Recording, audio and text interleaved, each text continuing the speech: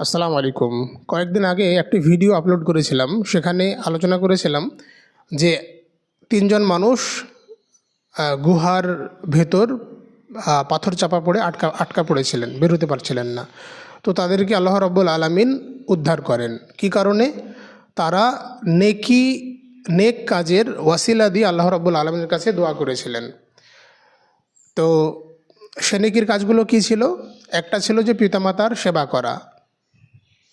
তাহলে এটা হচ্ছে অন্যের উপকার করা। পিতামাতা অন্যজন, নিজ তো আর নয়, অন্যের উপকার, এক নম্বর। দুই নম্বর হলো চাচাতো বোনকে টাকা ধার দিয়েছিল, এটা উপকার। তিন নম্বর হলো যে একজন শ্রমিক নিয়োগ করেছিল, সে টাকা না নিয়ে চলে গেছিল, তার টাকা সে ব্যবসায় বিনিয়োগ করে, সেই টাকা থেকে যখন অনেক ধনসম্পত্তি বৃদ্ধি পায়, সমস্ত ধনসম্পত্তি সেই শ্রমিককে দান করে দেয়, দিয়ে দেয়, এটাও অন্যের উপকার। তাহলে বোঝা গেল অন্যের উপকার করা হচ্ছে সবচেয়ে বড় ইবাদত।